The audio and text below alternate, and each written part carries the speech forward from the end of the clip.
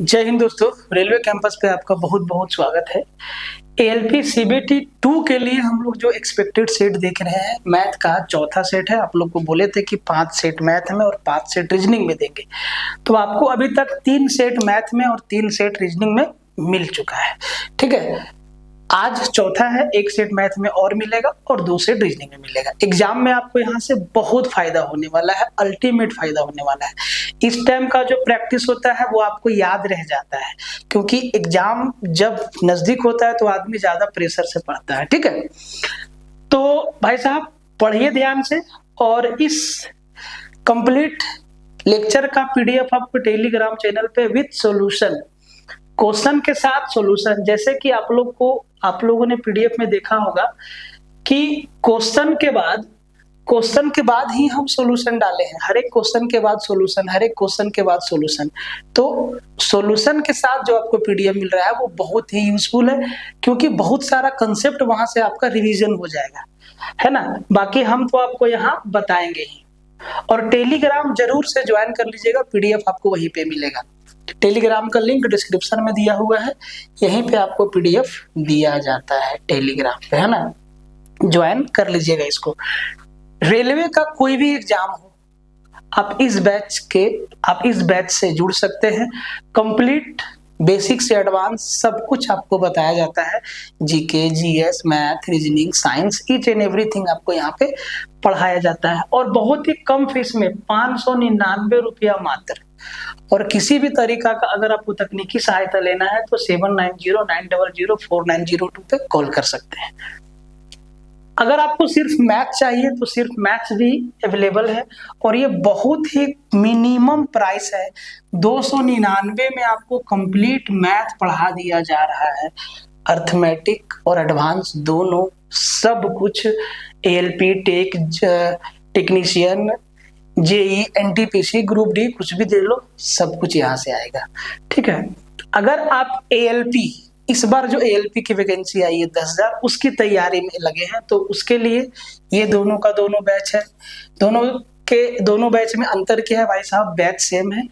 एक में आपका बेसिक साइंस और इंजीनियरिंग ड्राइंग है, ये आप देख रहे हैं, और इसमें बेसिक साइंस और इंजीनियरिंग ड्राइंग नहीं है। ठीक है, तो जो आपको सूट करता है उसमें आप आ जाइए। अब आते हैं कमेंट पे कि भाई साहब से लेक्चर नंबर 3 में हम कुछ सवाल आपसे पूछे थे, बोले थे कि उसका आंसर आप लोग कमेंट में दीजिएगा। 3-4 लोग दिए हैं उनका कमेंट, और उनको स्पेशल थैंक्स बोलने का टाइम। तो सबसे पहले जो हम कमेंट पढ़ना चाहेंगे वो वीर वीर 70534। ये क्वेश्चन नंबर 16, क्वेश्चन नंबर 19 और क्वेश्चन नंबर 17 का बिल्कुल सही जवाब दिए हैं, बिल्कुल सही जवाब दिए हैं। तो वीर जी, आपको मेरे तरफ से स्पेशल थैंक्स। आपको हम अपनी तरफ से थैंक यू बोल रहे हैं। ये आपका थैंक्स आपके पास गए, है ना। और ऐसे ही आगे सवालों का जवाब देते रहिएगा। फिर है आपका एआई क्रिएटर स्टूडियो। तो भाई साहब ये क्वेश्चन नंबर 16 का बिल्कुल सही जवाब दिए हैं। क्वेश्चन नंबर 16 का बिल्कुल सही जवाब दिए हैं कि सर इसका आंसर 2 है, 2 लिखा है, बिल्कुल सही है ना। फिर झा, इनका नाम है झा परवेश @झा परवेश। तो परवेश भाई, आपने क्वेश्चन नंबर 19 और एक सवाल का और, परवेश भाई 2 सवाल का सही उत्तर दिए हैं। तो भाई साहब, एआई क्रिएटर साहब आपको भी थैंक्स, और परवेश भाई साहब आपको भी थैंक्स। ऐसे ही आप लोग सवालों का जवाब देते रहिए और लेक्चर को शेयर मारते रहिए। देखिए, इससे ये चीज पता चलता है कि आप वाकई में लेक्चर को पूरा देख रहे हैं और आप एग्जाम को लेके काफी सीरियस हैं। ठीक है, इससे ये चीज पता चलता है। ठीक है, अब आते हैं सवालों पे। तो पहला सवाल ट्रिगो से है, और आपसे बोला है कि यदि अल्फा और बीटा पूरक कोण है, कॉम्प्लीमेंट्री है, मतलब दोनों का सम 90 डिग्री है, अल्फा प्लस बीटा 90 डिग्री है, कोसेक अल्फा इक्वल टू 5/3 दिया हुआ है, तो आपसे पूछ दिया है कि sine alpha into cos alpha minus cos alpha into sine beta का मान। बहुत ही सिंपल है, चाहो तो आप ट्रिपलेट बना लो और चाहो तो ट्रिपलेट ना बनाओ, लेकिन इस सवाल में आपको ट्रिपलेट बनाना पड़ेगा, क्योंकि दोनों ही एंगल से सवाल पूछा गया है। सॉरी ट्रिपलेट नहीं, ट्रायंगल आपको बनाना पड़ेगा। तो इस एंगल को हम अल्फा माने, कोसेक अल्फा। कोसेक किसका रेशियो बताता है? कोसेक जो है हाइपोटेनस और परपेंडिकुलर का रेशियो बताता है। तो ये 5 है तो ये 3 है, और पाइथागोरस थ्योरम से ये कितना हो जाएगा? 4 हो जाएगा। 3 4 5 हमारा सबसे बेसिक ट्रिपलेट है जो इंटीजर में आता है और सबसे छोटा भी है। ठीक है, कोसेक अल्फा। और अल्फा और बीटा दोनों क्या है? कॉम्प्लीमेंट्री है, मतलब इनका सम 90 डिग्री है। बात सही है। ये एंगल मेरा 90 है, सॉरी यहाँ पे बीटा हो जाएगा, है ना, यहाँ पे बीटा हो जाएगा। बस ये समझाने के लिए हम इतना मेहनत कर रहे हैं। ये एंगल 90 डिग्री का है तो इन दोनों का सम भी 90 होगा। ठीक है, अब देखो साइन अल्फा, यहां से देखने के लिए बोला है साइन अल्फा। साइन किसका रेशियो बताता है? Perpendicular by hypotenuse. तो जहां जिस एंगल से हम देखते हैं उसके साथ वाला जो लाइन रहता है वो बेस है, और जो दूसरी वाली लाइन होती है वो होती है परपेंडिकुलर, क्योंकि हाइपोटेनस इंटरचेंज नहीं होता है। बेस और परपेंडिकुलर आपस में इंटरचेंज करते हैं। अगर यहां से देख रहे हैं तो ये 4 हमारा बेस है और 3 मेरा परपेंडिकुलर है। अगर हम यहां से देखेंगे तो 3 हमारा बेस बनेगा और 4 हमारा परपेंडिकुलर बनेगा। तो भाई इसमें ध्यान से, और सवाल बहुत आसान है। तो sine alpha 3/5 Guna cos beta by cos beta 3/5 minus cos alpha 4/5 base by hypotenuse into sine beta यहां से, तो भाई ये भी हो जाएगा आपका 4/5। तो ये हो गया 9/25 घटाओ 16/25। एलसीएम सेम है, 9 में -16 गया तो -7, तो इसका उत्तर हो जाएगा -7/25। ऑप्शन बी हमारा आंसर आ गया। ठीक है, सिंपलीफाई। ट्रिगो में ऐसा सवाल आते रहता है, और जब आप ट्रिगो पढ़ते हैं तो ऐसा बेसिक सवाल का ना आप सीधा फॉर्मूला के जैसा याद कर लिया करें, क्योंकि ये फिक्स पैटर्न का सवाल है और ये आता ही आता है। अगर याद नहीं है तब इसको सिंपलीफाई करना पड़ेगा। याद रहे कि अगर यहाँ पे हम वैल्यू रखना चाहें तो भाई रख सकते हैं, लेकिन कैलकुलेशन और थोड़ा बड़ा हो जाएगा। तो इसका बेसिक क्या है सर? साइन थीटा है अपॉन में 1 - cos थीटा है। सर इसको हम ऊपर नीचे ना 1 + cos थीटा से मल्टीप्लाई कर देते हैं। 1 + cos थीटा से मल्टीप्लाई कर देते हैं। 1 + cos थीटा से मल्टीप्लाई कर देते हैं। ठीक है, तो देखिए नीचे क्या बना? नीचे मेरा बना 1 - cos theta into 1 + cos theta, और 1 - cos theta into 1 + cos theta क्या होता है? साइन स्क्वायर थीटा होता है। ऊपर मेरा क्या बच गया? बोले सर ऊपर बच गया मेरा sine theta into 1 + cos theta, यही बचा। अब देखो साइन ऊपर है, साइन स्क्वायर नीचे है, काटेंगे तो नीचे क्या बचेगा? बोले सर साइन थीटा बचेगा। अब इस एलसीएम को खोल दीजिए। जब एलसीएम को खोलेंगे तो ये 1/sin होगा प्लस कोस बाय साइन होगा। तो 1/sin क्या होता है? कोसेक होता है। 1/sin क्या होता है? कोसेक थीटा होता है। प्लस कोस बाय साइन क्या होता है? कोट होता है। और ऑप्शन बी हमारा आंसर निकल के आ जाएगा। ठीक है, ऐसे बनाना आपको। सिंपलीफाई, सरल करें, बिल्कुल एकदम टीसीएस जैसा पूछता है ना उसी तरीके से सवाल को लाए। ठीक है, आपको लगेगा कि हम एग्जाम दे रहे हैं अगर आप सीरियस हैं तो, है ना। तो भाई साहब ये 4√18 प्लस 7√32 माइनस 2√50। अब जरा ध्यान से देखो कि √18 और √32 और √50 का ऐसा 2 टुकड़ा करना होगा जिसमें एक टुकड़ा जो है परफेक्ट स्क्वायर बने, एक टुकड़ा परफेक्ट स्क्वायर बने। तो 18 को 9 दूना 18, 32 को 16 दूना 32 और 50 को 25 दूना 50। तो भाई साहब 9 के लिए 3 बाहर आएगा और 3 4 से मिलेगा 12 हो जाएगा, ये 12√2 बनेगा। प्लस 16 के लिए 4 बाहर आएगा और 4 7 से गुना होगा 28√2 बनेगा। माइनस 5 दूना 10√2 बनेगा ये। अब देख लीजिए 28 और 12 40, 40 में 10 गया 30√2। यही हमारा क्या हो गया, आंसर हो गया ऑप्शन ए। सिंपल था, एग्जाम में आने जैसा सवाल है।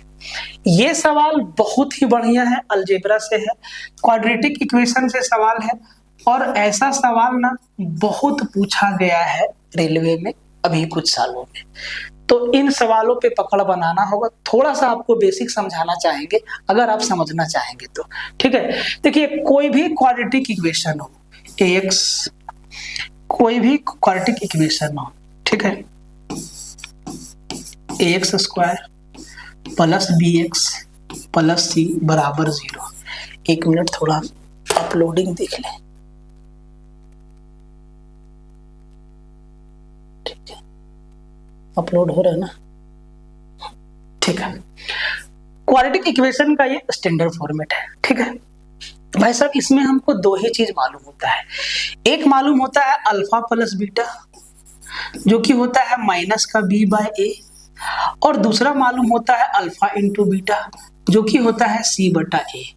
अब एक क्वाड्रेटिक इक्वेशन आपको सवाल में दे दिया गया है जिसके रूट अल्फा और बीटा है, और एक क्वाड्रेटिक इक्वेशन पूछा है जिसके रूट अल्फा² और बीटा² है। तो भाई साहब ये क्या है, ये है 2x² प्लस 7x माइनस का 4 बराबर 0। कंपेयर करने में सुविधा होगा। a का वैल्यू 2 है, b का वैल्यू 7 है, c का वैल्यू -4 है, ठीक है। अब अगर आपको क्वाड्रेटिक इक्वेशन बनाना है तो बनाने के लिए एक फॉर्मूला वो आपका क्या है साहब, वो फॉर्मूला है आपका क्वाड्रेटिक इक्वेशन बनाना कैसे है, अगर आपको अल्फा और बीटा का वैल्यू पता हो तो ये बनाने के लिए formula x² minus alpha plus beta sum of root into x plus alpha into beta product of root बराबर 0।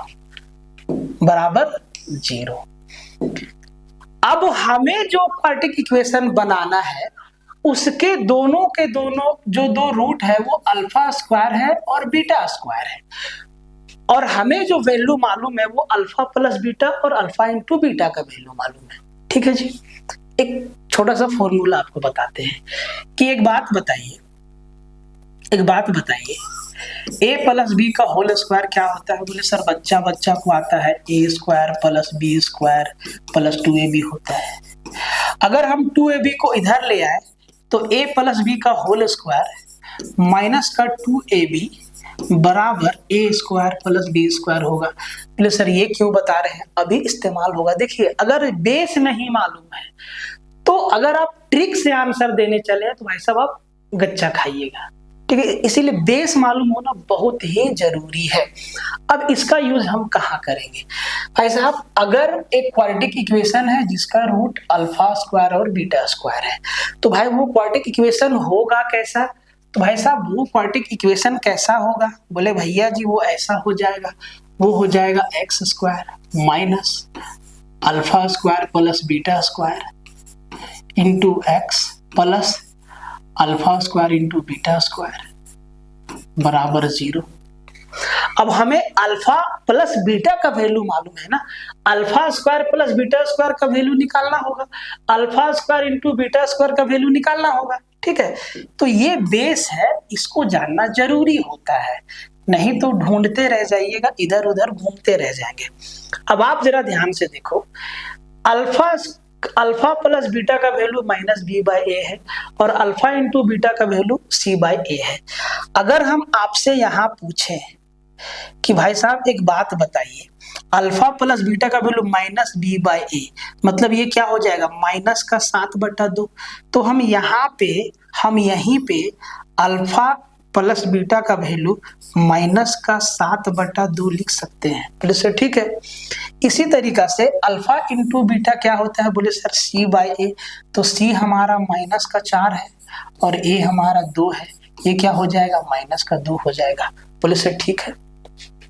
अब देखो ये अल्फा² इंटू बीटा² है ना भाई, देखिए कैसे कैसे आपको समझा रहे, ध्यान से समझिएगा।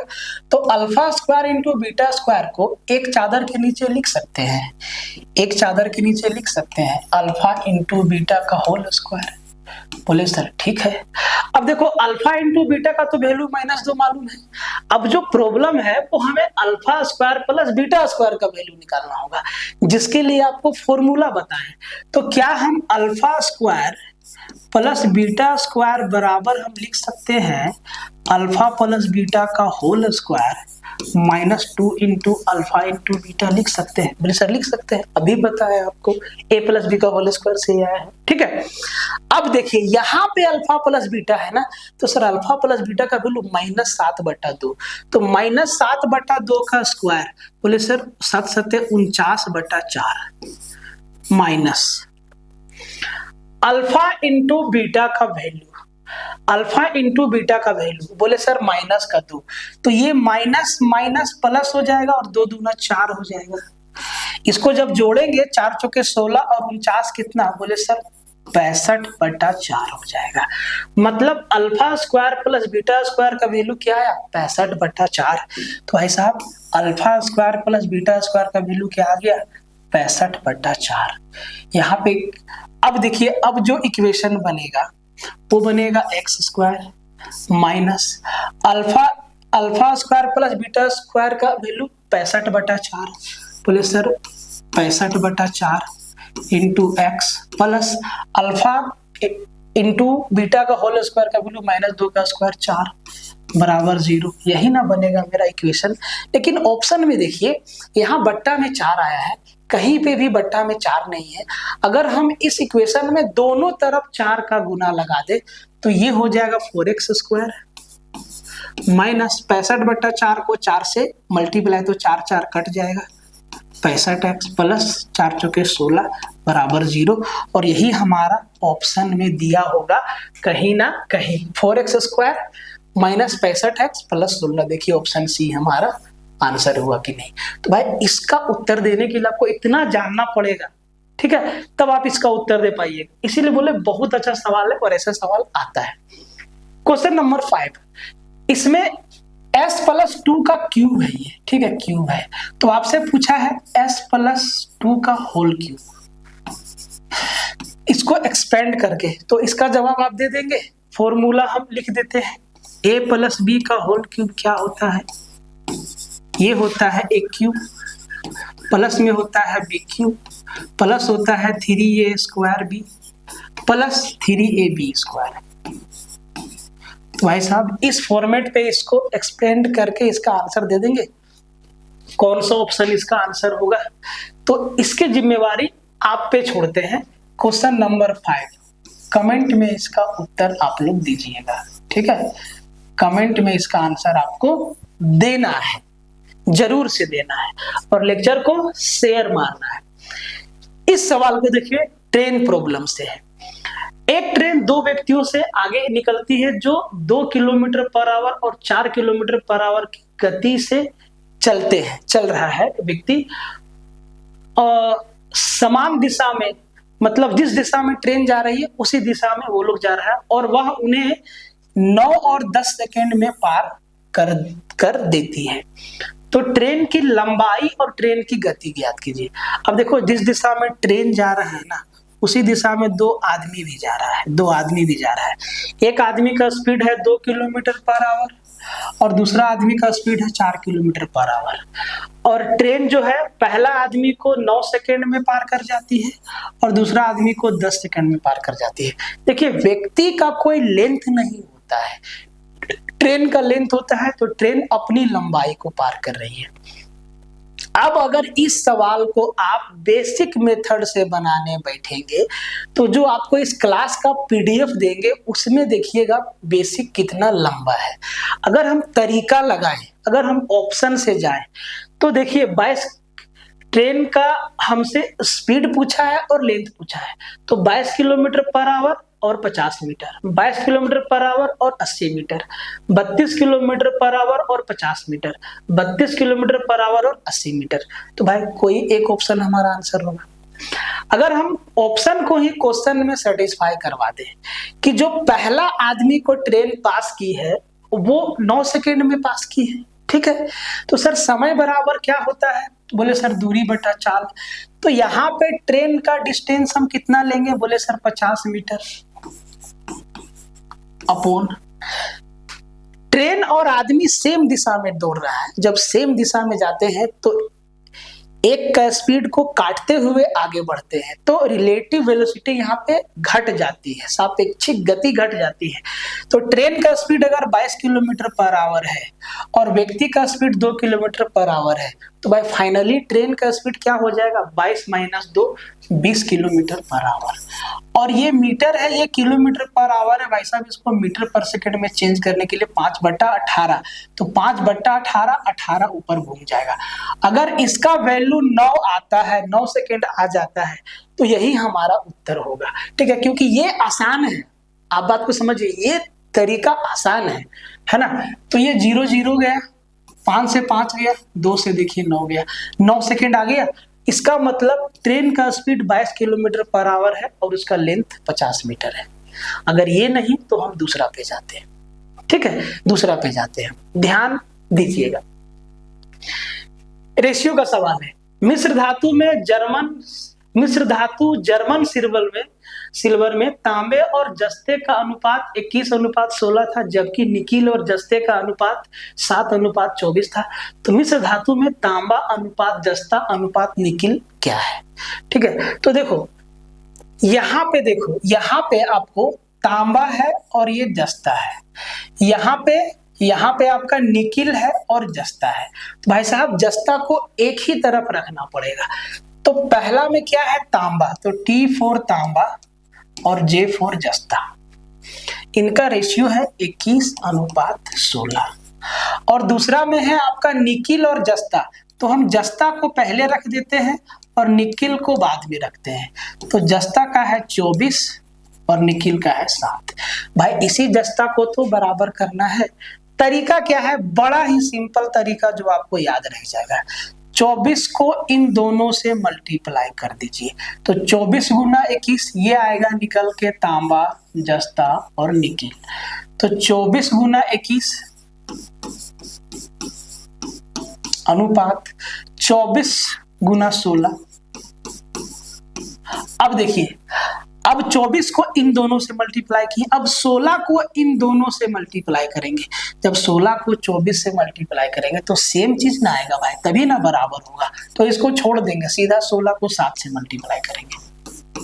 ठीक है, अब कटम कुटाई करके उत्तर लगा दीजिए।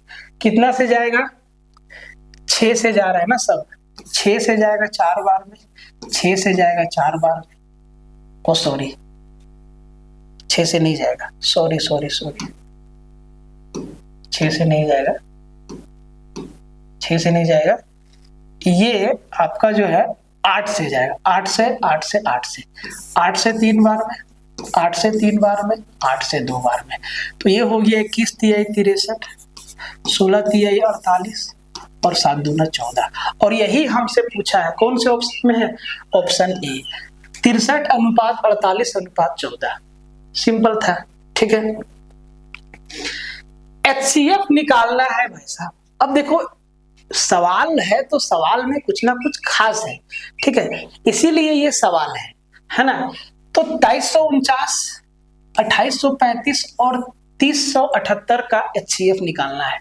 चारों ऑप्शन में देखिए, चारों ऑप्शन 3 या 9 का मल्टीपल है ना।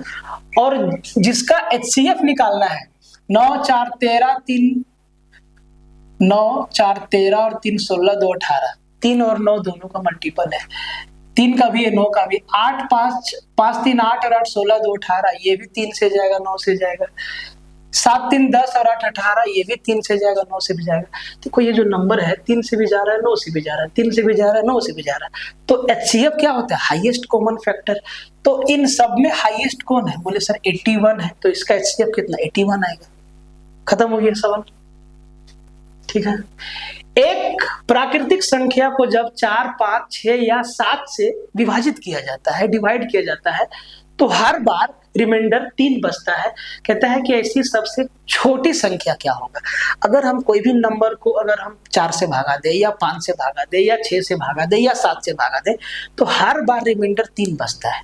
इसका मतलब ये है, अगर हम उस नंबर से 3 को हटा दें, 3 को घटा दें, समझिएगा, अगर हम 3 को हटा दें तो भाई वो नंबर 4, 5, 6, 7 से कंप्लीटली डिविजिबल हो जाएगा। तो भाई अगर हम ऑप्शन में ही 3 घटा दें, ये 60 बना, यहाँ से 3 घटाए तो ये 840 बना, यहाँ से 3 घटाए तो भाई साहब ये 420 बना, यहाँ से 3 घटाए तो भाई साहब ये 210 बना। तो 5 से तो सब जा रहा है, 0 0 है ना लास्ट में, तो 5 से तो सब जा रहा है। देखिए भाई साहब ये 4 से जा रहा है, ये 4 से जा रहा है, ये 4 से 210 4 से नहीं जा रहा है, तो ये मेरा आंसर नहीं होगा। अब जरा ध्यान से देखो भाई साहब, ये 7 से नहीं जा रहा है तो ये भी नहीं होगा, ये 7 से जा रहा है, ये 7 से जा रहा है, बोले सर ठीक है। अब इन दोनों में से ये भी 6 से जा रहा है और ये भी 6 से जा रहा है, हमसे पूछा है छोटी, तो सर 843 छोटा कि 423 छोटा, बोले 423 छोटा। खत्म हो गया। ये अपना लॉजिक है, ये आपको लगाना पड़ेगा, है ना। हर एक सवाल में HCF निकालना, LCM निकालना जरूरी नहीं है। देखिए इस टाइप का फ्रैक्शन वाला सवाल का LCM निकालना आपसे पूछ लेता है, तो जब भी फ्रैक्शन का LCM निकालना हो तो ऊपर वाला का LCM निकाल लेते हैं और नीचे वाला का HCF निकाल लेते हैं। तो ध्यान से देखिए, 30, 40, 50, 60 का HCF कितना, 10 से जाएगा। वो हाईएस्ट नंबर कौन सा है जिससे सब कट जाएगा, 10, ठीक है। और 2, 20, 4, 8 का LCM कितना, बोले 40, और 40/10 मतलब क्या, 4, और ऑप्शन डी हमारा क्या आ गया, आंसर आ गया, ठीक है। और आगे बढ़ते हैं, टाइम एंड वर्क से सवाल है। श्रीनिवासा एक काम को 15 दिन में पूरा कर सकता है और रमेश उसी काम को 9 दिन में पूरा कर सकता है। रवि की मदद से उन्होंने 3 दिन में काम को निपटारा कर दिया, तो रवि अकेले उस काम को कितने दिनों में कंप्लीट कर सकता है। सिंपल है, तो अगर श्रीनिवासा, S फॉर श्रीनिवासा, और R से रमेश, R से रवि, नाम बदलना पड़ेगा, तो रमेश के लिए RM लिखते हैं, और यहाँ पे तीनों है S प्लस RM, और रवि के लिए सिर्फ R लिखते हैं। अगर श्रीनिवासा आएगा तो ये 15 दिन लेगा, रमेश आएगा तो 9 दिन लेगा, और तीनों मिलके काम करेगा तो 3 दिन लेगा, ठीक है। तो 15, 9 और 3 का LCM कितना, बोले 45। रमेश जो है, श्रीनिवासा जो है 15 दिन में 45 काम, हर दिन 3 काम। रमेश 9 दिन में 45 काम, हर दिन 5 काम। तीनों मिल के 3 दिन में 45 काम, हर दिन 15 काम। अब ध्यान से देखिए, श्रीनिवास कर रहा है हर दिन 3 काम, रमेश कर रहा है हर दिन 5 काम, और तीनों मिलके कर रहा है 15 काम। तो 15 में अगर हम श्रीनिवास और रमेश के काम 5 और 3 8 को घटा देंगे तो रवि हर दिन कितना काम करता है, बोले सर 7 काम करता है। अगर रवि को पूरा काम अकेले करना पड़े, मतलब 45 काम करना पड़े, तो 45/7 दिन, 7 छक्के 42, 6 सही 3/7, 6 सही 3/7 हमारा क्या हो जाएगा, आंसर हो जाएगा, ठीक है। आगे बढ़ जाते हैं। 44 पाइप 21 घंटे में एक बड़ी पानी की टंकी भर सकते हैं। ऐसे 5 टैंक को भरने के लिए 55 पाइप को कितना समय लगेगा। सीधा सा जवाब है, 44 पाइप हर घंटा 44 यूनिट काम करेगा और 21 घंटा तक काम किया, ये हो गया टोटल वर्क। लेकिन 55 पाइप से जो काम करवाना है वो इसका 5 गुना काम करवाना है, क्योंकि ऐसा 5 टैंक भरना है। अब ये हो गया टोटल वर्क। 55 पाइप हर घंटा 55 यूनिट काम करेगा, भागा 55, तो 5 से 11 बार में, 11 से 4 बार में, 21 चौके 84 घंटा में जो है भर जाएगा 5 टैंक, ठीक है। वेन डायग्राम से सवाल आता है, 2 सवाल आपको दिखेगा मैक्सिमम सेट में, 2 सवाल, ठीक है। तो इसको ध्यान से देखिए, बहुत ही सिंपल है।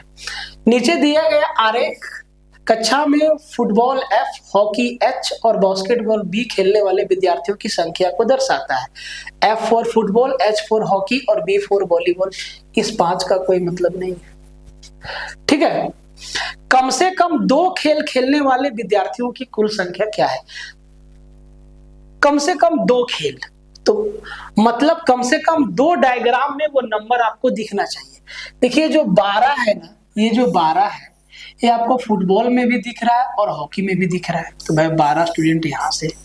ये जो 14 है हॉकी में भी है और बास्केटबॉल में भी है, तो 14 स्टूडेंट यहाँ से।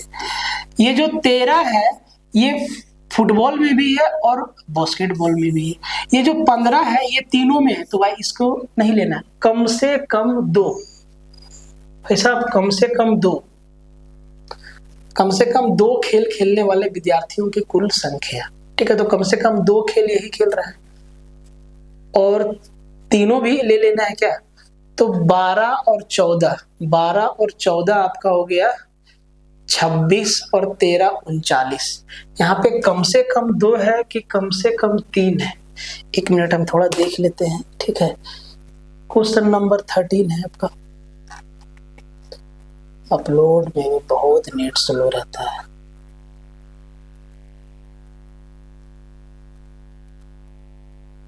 चलिए ठीक है, ऑप्शन में तो यही है कम से कम 2 विद्यार्थी, कम से कम 2 खेल। तो भाई साहब 12 और 14, 26 और 13 39 स्टूडेंट ऐसा है जो कम से कम 2 खेल खेलता है। तो ऑप्शन बी हमारा क्या हो जाएगा, आंसर हो जाएगा, ठीक है। वेन डायग्राम से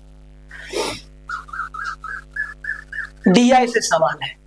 कंपनी निम्नलिखित बार ग्राफ पिछले 10 वर्षों में कंपनी XYZ द्वारा बेचे गए पर्सनल कंप्यूटर की जानकारी दर्शाता है। जैसे कि 2010 में 2004 में 10 लाख यूनिट, देखो इधर 10 लाख यूनिट बेचा, 2005 में इतना, 6 में इतना, 7 में इतना, 13 14 में इतना। हमसे पूछा है, सवाल इधर है कि कंपनी XYZ द्वारा किस वर्ष सबसे कम पर्सनल कंप्यूटर बेचे गए हैं। तो भाई साहब सबसे कम कौन सा नंबर है, बोले सर 10 है, मतलब 2004 में। सिर्फ देख के आपको आंसर करना था। 2004 में सबसे कम कंप्यूटर बिका है 10 लाख यूनिट, बाकी सब क्या है, बड़ा बड़ा है, ठीक है, 10 से बड़ा है। 6 अंकों की सबसे बड़ी संख्या प्राप्त करने के लिए 1,35,642 में क्या जोड़ा जाना चाहिए। तो भाई 6 अंकों की सबसे बड़ी संख्या क्या है, 6 बार 9, 4 5 6, और इसमें अगर 1,35,642 हम घटा दें तो भाई साहब वो 6 अंकों की सबसे बड़ी संख्या आ जाएगा ना। बस एक घटाव का सवाल है। 7 यहाँ पे आ जाएगा, 5 57, इसमें नहीं है। उसके बाद यहाँ आ जाएगा 3, इसमें भी है, यहाँ पे आ जाएगा 4, इसमें नहीं है। ऑप्शन सी हमारा आंसर आ जाएगा, ऑप्शन सी हमारा आंसर आ जाएगा 864357, ठीक है, 8,64,357। सिंपल था ये। 1 से 20 तक की गिनती में अंक 5 कितनी बार आता है, ये सवाल आपके लिए है। कमेंट में इसका भी आंसर दीजिएगा, ठीक है, कमेंट में इसका भी आंसर दीजिएगा। क्वेश्चन नंबर 16 का कि 1 से 20 तक की गिनती में रेलवे ऐसा भी सवाल पूछ चुका है, 5 कितनी बार है, 2 कितनी बार है, 7 कितनी बार है, ऐसा सवाल पूछ चुका है। 2 का पावर 9 गुना 3 का पावर 5 गुना 5 का पावर 4 गुना 7 का पावर 6 के कितने गुणक विषम है। How many multiples of this are odd numbers. तो भाई साहब इसके कितने विषम गुणांक है, सम गुणांक है। नंबर सिस्टम चैप्टर में आपको सब कुछ बताया है, यूट्यूब पे भी वीडियो अवेलेबल है, आप जाके देख सकते हैं, पूरा डिटेल में बताया है। तो हमसे ऑड फैक्टर पूछा है, नंबर ऑफ ऑड फैक्टर। तो भाई साहब हम ऑड फैक्टर से ही मतलब रखेंगे, 2 का पावर 9 हमारा इवन फैक्टर है, इससे मतलब नहीं रखेंगे। तो सर कैसे निकालते हैं ऑड फैक्टर या टोटल नंबर ऑफ फैक्टर। तो भाई पावर में 1 जोड़ के गुना कर देते हैं। 3 का पावर 5 में 1 जोड़े 6, 5 का पावर 4, 4 में 1 जोड़े 5, 7 का पावर 6, 6 में 1 जोड़े 6। तो भाई साहब ये हो गया 6 5 30 7 210। तो 210 ऑड फैक्टर है इसके, ठीक है। एक आयत जिसके आयाम 4 सेंटीमीटर और 2 सेंटीमीटर है पर का परिमाप एक समबाहु त्रिभुज के परिमाप के बराबर है। समबाहु त्रिभुज का क्षेत्रफल कितना होगा? तो भाई जितना आयत का परिमाप होगा उतना ही समबाहु त्रिभुज का परिमाप होगा। समबाहु त्रिभुज का तीनों भुजा बराबर है, तो भाई आयत का परिमाप क्या होता है? 2 गुना लंबाई जमा चौड़ाई। तो 4 और 2 6, 4 और 2 6, 6 दूना 12 हो जाएगा इसका लंबाई जमा चौड़ाई। 6 दूना 12, 12 सेंटीमीटर। 12 सेंटीमीटर आयत का परिमाप है। और यही परिमाप किसका होगा? ट्रायंगल का। ट्रायंगल का इक्विलैटरल ट्रायंगल का तीनों भुजा बराबर परिमाप क्या? 3a। तो भाई a का वैल्यू क्या मिल गया? 4। समबाहु त्रिभुज का प्रत्येक भुजा 4 सेंटीमीटर। अब इसका एरिया निकाल दो। एरिया क्या होता है? √3/4 इंटू भुजा का स्क्वायर। तो सर 4 का स्क्वायर, तो 4 से 4 कट गया, 4√3 हमारा क्या हो गया? आंसर हो गया 4√3 सेंटीमीटर स्क्वायर। बहुत ही आसान सवाल था। एक घन के पृष्ठीय क्षेत्रफल और आयतन के आंशिक मान बराबर है। आप देख लेना ढूंढ के इस तरीके का, अगर कोई प्रैक्टिस करवाता होगा तो ठीक है, एकदम पैटर्न पे बेस्ड है, लंद फंद सवाल बिल्कुल नहीं है। ठीक है, एक घन के पृष्ठीय क्षेत्रफल और आयतन के आंशिक मान बराबर है। तो भाई घन का टोटल सरफेस एरिया क्या होता है सर? 6a²।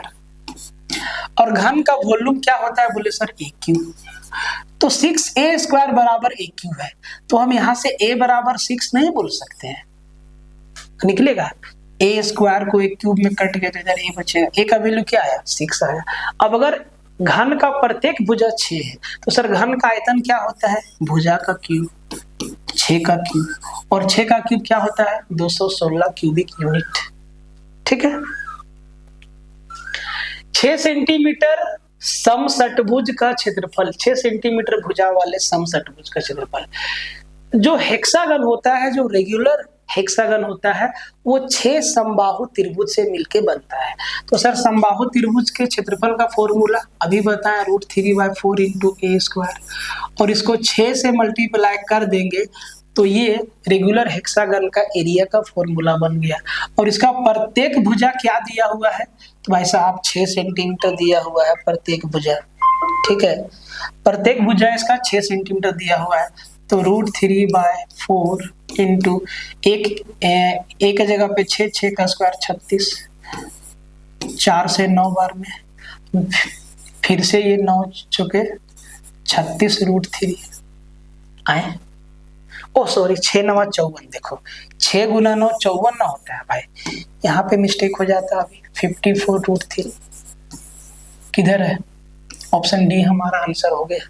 ठीक है, सिंपल मैथ, बहुत सिंपल। देखो इस टाइप का सवाल, 1:8 का प्रतिशत रूप क्या है? 1:8 मतलब क्या? 1/8। और परसेंट में बनाना है तो 100% से मल्टीप्लाई।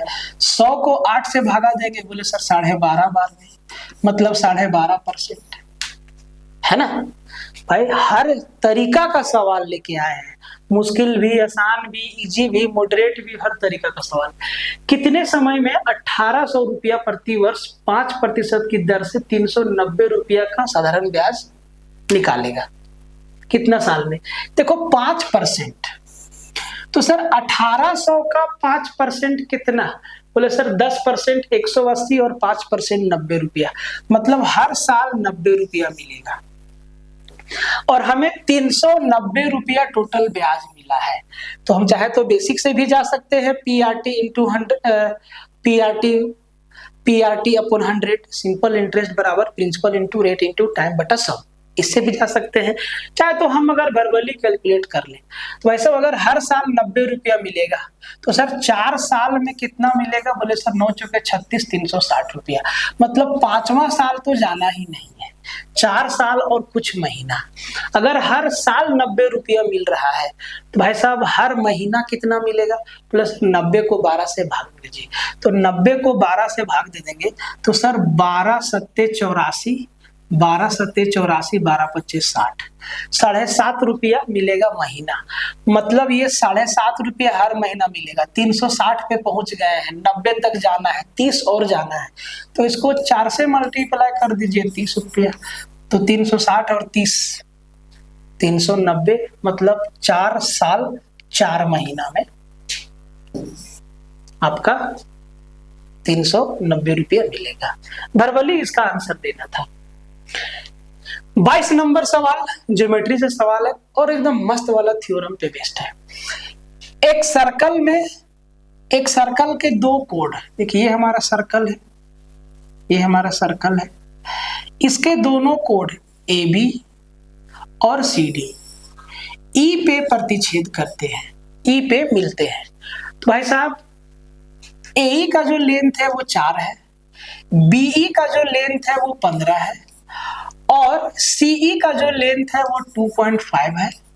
तो हमसे पूछा है कि ईडी या डीई का लेंथ क्या होगा। तो सीधा सीधा थ्योरम क्या होता है, ये हो जाएगा ए गुना इन दोनों टुकड़ों का मल्टीप्लाई इन दोनों टुकड़ों के मल्टीप्लाई के बराबर होता है। मतलब 4 गुना 15 बराबर 25 गुना क्वेश्चन मार्क। तो भाई आप कहेंगे सर इसको x मान दो, समझाने के लिए, है ना। तो ये हो जाएगा 4 गुना 15। देखिए एक बार हम थ्योरम लिख देते हैं, ए ई गुना ई बी बराबर होता है सी ई गुना ए डी। ठीक है, अब ए ई मेरा 4 है और ई बी मेरा 15 है, सी ई मेरा 2.5 है, या इसको 25/10 लिख देते हैं। ठीक है, 25/10 और ईडी निकालना है जिसको हम x माने हैं। ठीक है, तो भाई साहब ये सिंपली कैलकुलेट नहीं हो जाएगा। 5 तिहाई 15 और 5 पच्चे 25, 5 दूना 10, तो ये 3 दूना 6 चौके 24। ईडी मेरा कितना आ गया 24 सेंटीमीटर। तो ईडी मेरा क्या हो गया 24 सेंटीमीटर। ठीक है, तो ये था आज का सेशन। ठीक है, वीडियो को शेयर मारिएगा और कमेंट में जवाब दीजिएगा कि आपका कितना सवाल सही हुआ, और उस सवाल का भी उत्तर दीजिएगा कि भाई साहब जो हम आपको बोले हैं सवाल उसका भी आंसर जरूर दीजिएगा। और किसी भी तरीका का बात हो तो भाई कमेंट में एक बार लिख सकते हैं कि हाँ सर ये चीज सुधार की आवश्यकता है। ठीक है, मिलते हैं नेक्स्ट लेक्चर में, तब तक के लिए जय हिंद।